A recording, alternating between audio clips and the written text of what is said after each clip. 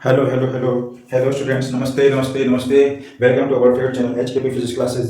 Today we have a topic and a small and concise discussion on the thermodynamics. Thermodynamics का हम बहुत ही precise और बहुत ही point two point discussion देखेंगे और सिलेक्टेड क्वेश्चन देखेंगे। थर्मोडायनामिक्स एक्चुअली में होता क्या है? थर्मोडायनामिक्स एंड केटीजी दोनों ही लगभग एक ही चैप्टर है। दोनों आपका एक आइडियल गैस के लिए एक माइक्रोस्कोपिक और मैक्रोस्कोपिक डोमेन पर अलग लेवल पर स्टडी है। ठीक है, तो thermodynamics it is a branch of physics deals with the interconversion between heat energy and any other form of energy. ठीक है, तो जिस तरह से हमारे पास में एक एनर्जी दूसरी एनर्जी में ट्रांसफॉर्म होती रहती है, फिर दूसरी एनर्जी तीसरी एनर्जी में, तो उसका जो इंटरकन्वर्जन है that is called as under the branch of thermodynamics. ठीक है, तो इसमें हम क्या किसकी स्टडी करती हैं? It is a branch of physics which deals the processes involving heat work and internal energy. ठीक है, और देखा जाए थर्मोडायनामिक्स वेरिएबल्स क्या होते हैं? ठीक है, थर्मोडायनामिक्स वेरिएबल्स या स्टेट्स बोलते हैं इसको। स्टेट्स ऑफ थर्मोडायनामिक्स की बात की जाए तो आपका प्रेशर हो गया, टेम्परेचर हो गया, वॉल्यूम हो गया, मास हो गया और कंपोजिशन हो गया। ठीक है, ये आपके अलग अलग थर्मोडायनामिक्स वेरिएबल्स हैं। जैसे आप अगर देखा जाए कोई इक्वेशन है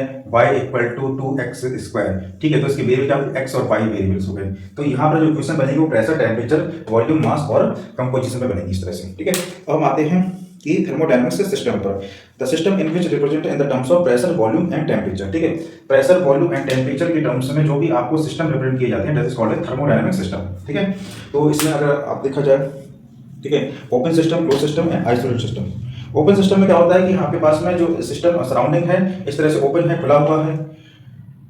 इसका हम एक डायग्राम देखते हैं, इस डायग्राम को समझते हैं इस तरह से।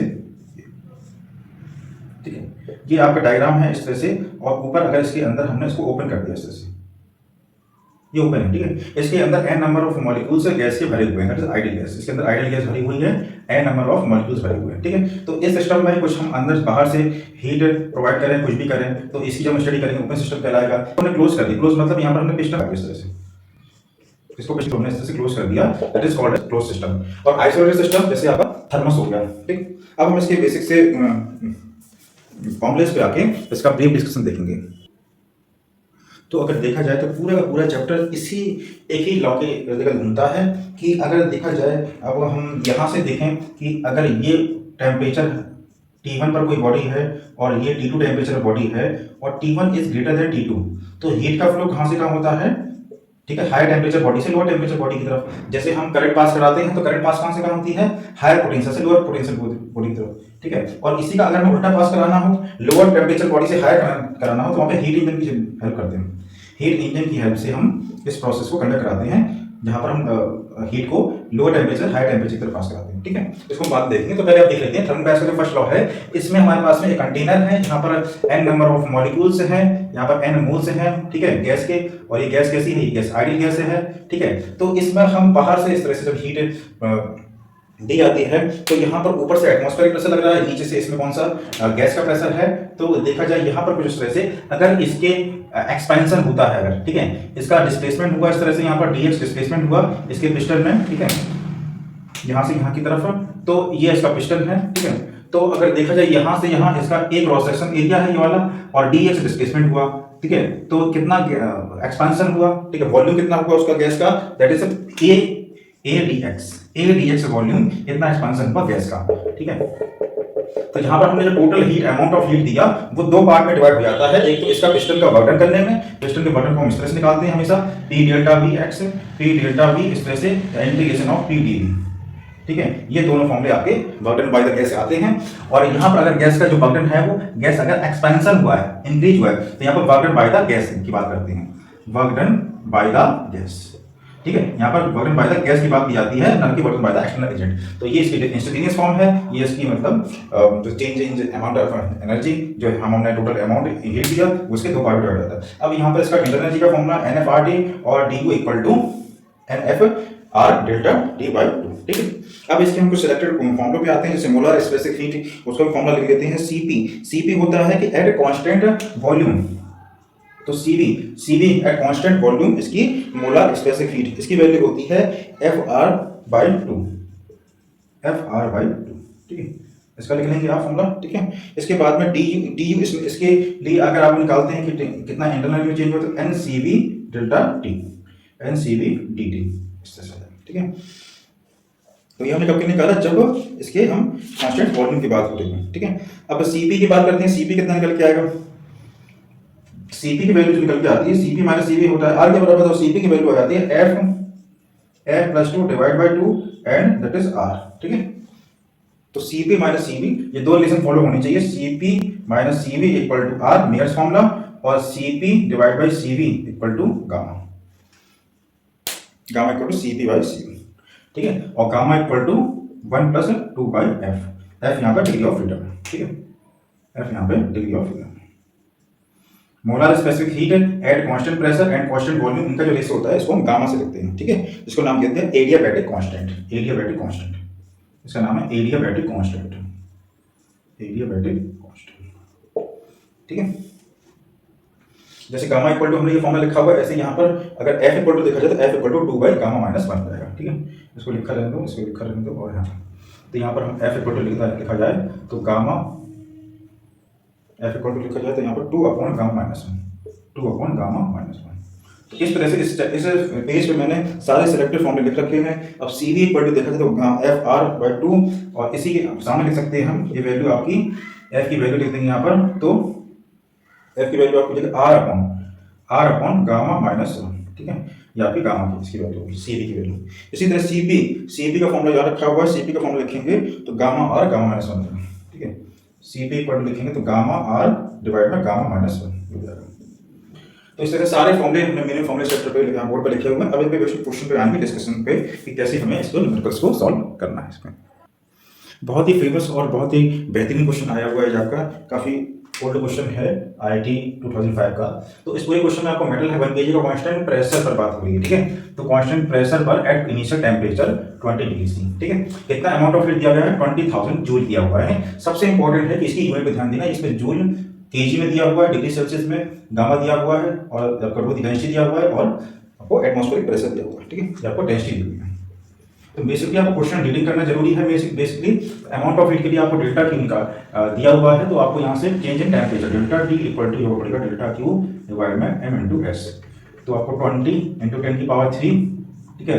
मास कितना है 1 kg, और स्पेसिफिक हीट की वैल्यू दी हुआ है 400 स्पेसिफिक। इसको आप डिवाइड करेंगे यहाँ से, इससे इसमें काटेंगे, 10 बचेगा, 4 5 20 50, 50 डिग्री सी, ठीक है। 50 डिग्री सी का इसका टेम्परेचर इंक्रीमेंट होगा। अब हमें इसमें सेकंड बर्गन निकालना है, बर्गन, ठीक है। बर्गन के लिए हमें क्या फॉर्मूला चाहिए, बर्गन equal to P delta B, ठीक है। बर्गन equal to P delta B. तो आपको कांस्टेंट प्रेशर तो ठीक है, लेकिन वॉल्यूम में चेंज हो रहा है, ठीक है। तो सेकंड पॉइंट में हमें पहले कहने करना पड़ेगा इसके वॉल्यूम में कितना चेंज हुआ, ठीक है। तो चेंज इन वॉल्यूम के लिखा जाता है delta V equal to V gamma delta T, ठीक है। ये फॉर्मूला हमने पढ़ा हुआ था थर्मल एक्सपेंशन में। इसको कौन कौन है, मेटल का पीस था, उसको हमने गर्म किया तो उसका वॉल्यूम चेंज हो रहा है। अब इनिशियली उसका वी कितना था, इनिशियली उसका वी निकाल लेंगे, ठीक है। तो इनिशियली उसका वी निकालने के लिए V equal to mass upon density, mass दिया हुआ है मास 1 kg, और डेंसिटी दी हुई है 9000, ठीक है। तो ये आपका आ गया मीटर क्यूब में, ठीक है। तो ये इसका क्या हो गया, वॉल्यूम हो गया, ठीक। अब यहाँ पर वैल्यू पुट करनी है, 1 अपॉन 9000 हो गया, ठीक। गामा में दिया हुआ है गामा 9 इंटू 10 की पावर -5। जेई क्वेश्चन एक क्वेश्चन होती है कि आपको कैलकुलेशन ना के बराबर करना है, और डेल्टा टी कितना है 50 डिग्री सी, इस तरह से, ठीक है। तो ये पूरी वैल्यू आपको उठा के किसमें पुट करनी है, डेल्टा बी में यहाँ पर पुट करनी है, ठीक है। यहाँ से आप काटिंग कर लिया और आपको 50 सॉल्व करना है, फिर भी आप इसको उठा के यहाँ पुट कर दीजिए, यहीं पे कैलकुलेशन करिए। तो एटमॉस्फेरिक प्रेशर दिया हुआ है, चेंज इन वॉल्यूम कितना होगा, तो आपको 9 से 9 कट गया, 10 की पावर -5 अपॉन 10 की पावर 3 इधर हो गया, और नीचे 50 हो गया, ठीक है। ये भी कट गया, ये से कट गया, ठीक है। ये ऊपर चला गया, ठीक है। तो 50 और 10 की पावर -3 50, तो 0.05 जूल, इतना छोटा सा बर्गन आ रहा है, ठीक है। मतलब इसका हमें इतना वॉल्यूम एक्सपेंशन के लिए इतना छोटा सा बर्गन करना पड़ेगा। अब इसमें चेंज इन इंटरनल एनर्जी, अब दोनों वैल्यू अपने पास में है, तो जो थर्मोडायनामिक्स की फर्स्ट इक्वेशन उसको लगा देंगे, U equal to delta Q equal to होता है, वैसे डेल्टा क्यू इक्वल टू होता है delta U plus delta W. तो आपको यहाँ पे क्या निकालना है, डेल्टा यू निकालना है, डेल्टा क्यू कितना है आपको ये दिया हुआ 20,000, 20,000 में से इतना छोटी सी वैल्यू को सब्ट्रैक्ट करेंगे तो कोई मतलब एक उसमें हम बूंद निकालने डाले तो 1 और 4 टाइम्स 9, 1 1 2 3 4 जितने 0.95, ठीक है। इतनी ये वैल्यू आ रही है। आंसर तो आंसर, ठीक है। तो इतनी छोटा सा आपको बहुत ही बेहतरीन क्वेश्चन था, इसको नोट डाउन कर लेंगे, फिर नेक्स्ट क्वेश्चन पे आते हैं, ठीक है। बहुत ही सिलेक्टेड क्वेश्चंस लेके आए हैं।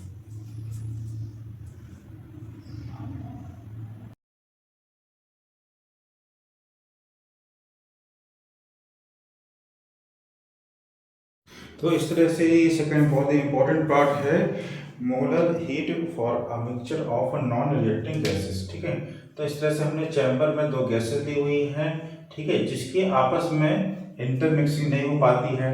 ठीक है, जैसे एक आइडियल गैस हो गया और एक हमारे पास में कोई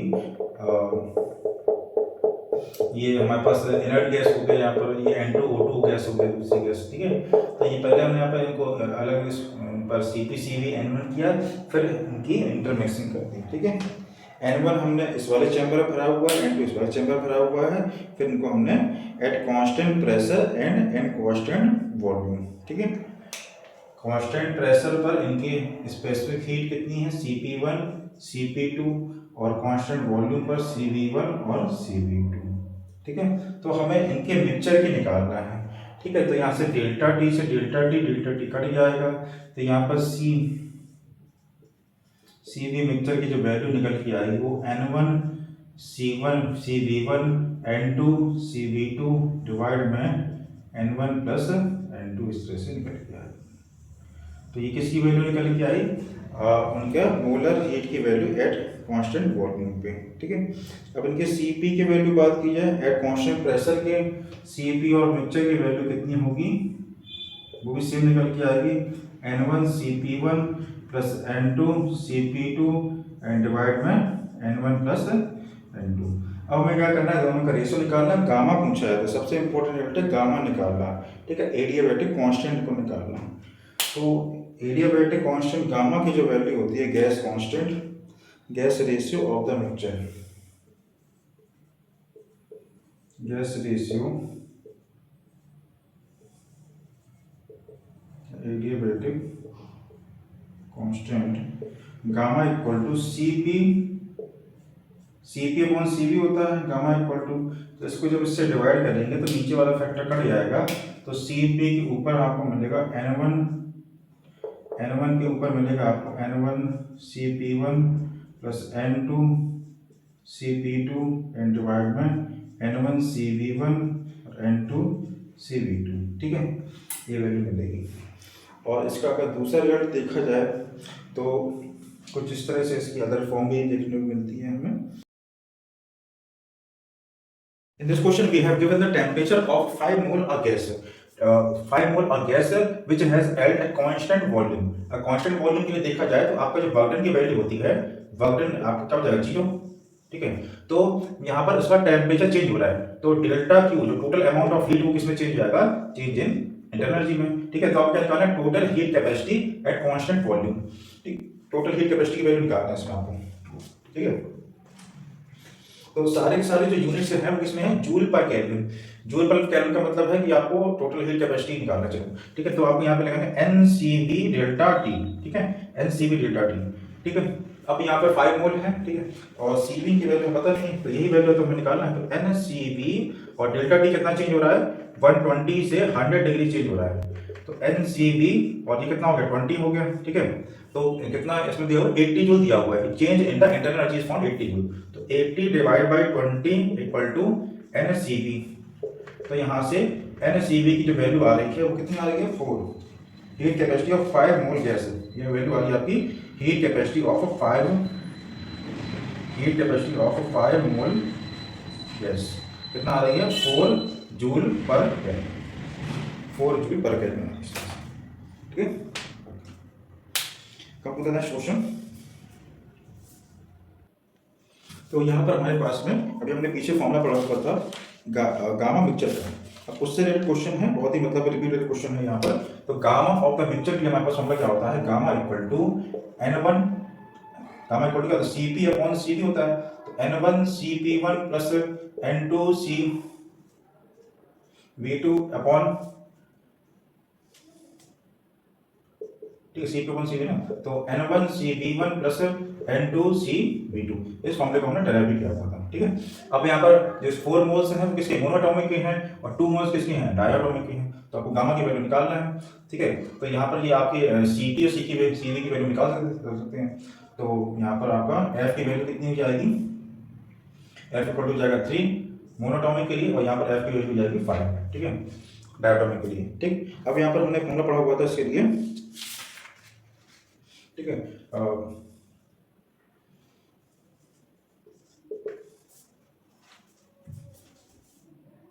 सबसे इंपॉर्टेंट है ये वैल्यू पुट करना। ये वहाँ यहाँ पर वैल्यू हमने रखी हुई है गैस 1 के लिए, ठीक है। ये पूरा का पूरा आपका गैस 1 के लिए है, ये पूरा का पूरा आपका गैस 2 के लिए सॉल्व किया हमने। सीपी सी की वैल्यू रखी, सॉल्व करी, बाई टू कट जाएगा, ये आपका हो जाएगा 20 आर और ये आएगा आपका 14 आर डिवाइड में ये आपका 12 आर और प्लस ये आपका 10 आर, ठीक है। तो ये आपका हो जाएगा 34 आर अपॉन में 10 + 2 12 22 आर से आर कट गया और 11 और 17/11 को जब आप सॉल्व करेंगे तो 1.765, ठीक है, 1.55 वैल्यू आ रही है, ठीक है। तो आपका इस तरह से ऑप्शन नंबर सी करेक्ट है। तो इस तरह से और क्वेश्चन आपको लगातार रिपीटेड मिलते हैं और भी हम इसके कुछ रिपीटेड क्वेश्चन देखते हैं। तो गामा मिक्सचर के फिर अपना वीडियो हम अपना कंक्लूड करेंगे।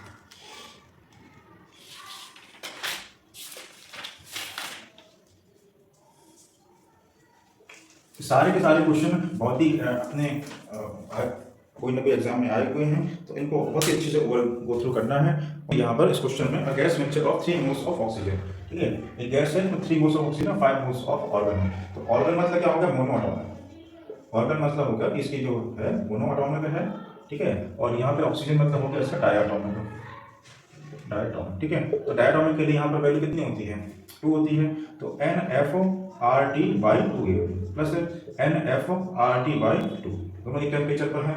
अब इसका ऑक्सीजन का हमने कितना दिया, 3 मोल दिया होगा, तो 3 और टी फिर 5 और RT/2 प्लस का इसके कितना 5 मोल दिए हुए 5 मोल और इंटू F इसका कितना 3 और FRT/2 तो 15 हो गया, 15 RT आ गया, ठीक है। वो डाउट है इसमें 15 + 15/2 15/2 ऐड हो गई, ठीक है। हम नेक्स्ट क्वेश्चन, अगले क्वेश्चन पे अब यहाँ पे एक क्वेश्चन है, बहुत ही इंटरेस्ट वाली चीज पूछी गई है। RMS velocity of the molecule is double. तो RMS वैल्यू जो होती है प्रोपोर्शनल टू टेम्परेचर के इस पे होती है, ठीक है। तो अगर RMS वैल्यू डबल हो गई तो इसका मतलब टेम्परेचर कितना हो गया, 4 टाइम्स हो गया होगा, ठीक है। इस तरह से और हमें क्या निकालना है, 15 ग्राम ऑफ N2 गैस है। N2 गैस में इसके मोल्स यानी मोल्स N = हो जाएगा 15/28, ये इसका क्या नंबर ऑफ मोल्स होगा। अब यहाँ पर हमें अमाउंट ऑफ हीट ट्रांसफर पूछा है, तो डेल्टा Q = आपका हो जाएगा यहाँ से, ठीक है, enclose in a vessel temperature plant, ठीक है। तो यहाँ पर delta Q amount of heat transfer to the gas हो जाएगा F/2 NFR delta T, F/2 NR delta T, ठीक है। और ये वैल्यू 8.3 जूल केल्विन में दी हुई है, ठीक है। तो ये वाली वैल्यू कितना हो जाएगा, T1 की वैल्यू आपकी हो जाएगी 300 केल्विन, इसका 4 टाइम्स T2 कितना हो जाएगा, इसका हो जाएगा 1200 केल्विन, ठीक है। क्योंकि RMS वैल्यू क्या होगी, डबल हो गई, तो इससे टेम्परेचर क्या हो जाएगा, 4 टाइम्स हो जाएगा, ठीक है। ये इसमें संबंध स्टार पॉइंट था, इसके बाद अप्लाई कर सकते हैं। आपका N2 है, N2 कितना मोनोएटॉमिक होता है, तो इसका 5/2 N कितना है, तो 15/28 R कितना 8.3 और 1200 माइनस का 300 वैल्यू पुट कर देंगे। इसको आप काट पीट के बराबर कर देंगे तो आपका आंसर है वो हो जाएगा 10,000 जूल, ठीक है, 10,000 जूल। बहुत ही इंटरेस्टिंग क्वेश्चन था और ये इसमें की पॉइंट था कि हमारे पास आर की वैल्यू सब पूरा का पूरा खेल इसमें यूनिट्स का है। आर की वैल्यू किसमें गिवन है, जूल पर केल्विन मोल और आरएमएस वैल्यू से रिलेटेड है ये, ठीक है। इसको यहां से पुट के फट से आंसर आ गया, ठीक है। इसके हम सिलेक्टेड 2 क्वेश्चन देखिए अपना वीडियो में एंड करते हैं। एक और जेईई में खेलने वाला क्वेश्चन आया हुआ है, इतना बड़ा क्वेश्चन है लेकिन इसके आप लैंग्वेज पढ़ के लिखेंगे तो 2 मिनट में हो जाएगा ये। To raise the temperature certain mass of a gas, certain mass, ठीक है, तो by 50 degree C at constant pressure, ठीक है। तो कांस्टेंट प्रेशर पर कितना है, 50 डिग्री सी पर 160 calorie of heat is required, ठीक है। तो ये आपकी जो वैल्यू गिवन है Q = NCP डेल्टा T की वैल्यू नहीं होगी भाई, ठीक है। तो ये वैल्यू आपकी कितनी हो गई 160 कैलोरी, ठीक है। तो n यहाँ पे क्या है, n यहाँ पे क्या जरूरत है, नहीं है, NCP और इनटू में डेल्टा T कितना टेम्परेचर चेंज हो रहा है 50 डिग्री सी से, 50 डिग्री सी से सर्टेन टू रेज, ठीक है। टेम्परेचर चेंज नहीं दिया, ये आपको टेम्परेचर चेंज नहीं दिया है, तो इनटू 50 इक्वेशन नंबर फर्स्ट। इसके बाद में वन इतना same mass of gas is equaled by 100 degree C, तो NCV डेल्टा T की वैल्यू होगी क्या ये, और क्या है कांस्टेंट वॉल्यूम मतलब Q इक्वल दिया हुआ है NCV डेल्टा T दिया हुआ है कितना अमाउंट ऑफ 240 कैलोरी, ठीक है। Equation 1 equation 2 amount of heat calculated, ठीक है। तो आपको डिग्री ऑफ फ्रीडम निकालना है इसमें, ठीक है। C P upon C V का रेशियो निकाल सकते हैं क्या? डिवाइड कर देंगे, 1 से 2 टाइम कट गया, 0 से 0, 4 से कट जाएगा, 4 चौक 16, 4 सिंह 24, 8 से कट जाएगा, 8 दूनी 16, 8 के 24, तो 2/3 इक्वल टू ये इससे कट जाएगा C P upon C V और 2 यहाँ चल जाएगा, तो C P upon C V की वैल्यू 4/3 आ गई, 4/3 आ गई। तो यही क्या गामा होता है, तो गामा इक्वल टू होता है 1 + 2/f। 1 + 2/f की वैल्यू कितना है, 4/3, ये उधर 1 को भेज देगा, 2/f इक्वल टू हो जाएगा क्या, 1/3। f इक्वल टू हमें कुछ मिल गया क्या, f इक्वल टू हमें 6 आ गया, that is degree of freedom. ठीक है, तो सारे के सारे फॉर्मूले आपके दिमाग में टिप्स पर होने चाहिए। गामा की वैल्यू हो, डिग्री ऑफ फ्रीडम निकालना है तो कहां से निकलेगा उसको, गामा डिग्री ऑफ फ्रीडम को आप गामा से कनेक्ट कर सकते हैं, मतलब सीवी और सीवी से। इस तरह से आपके दिमाग में होगा तो आप माइंड सेट होकर क्वेश्चन को 2 मिनटों में सॉल्व कर सकते हैं, विदिन मिनट से 1 मिनट में आप सॉल्व कर सकते हैं। Thanks for watching this video, like share and subscribe to your friends and stay motivated.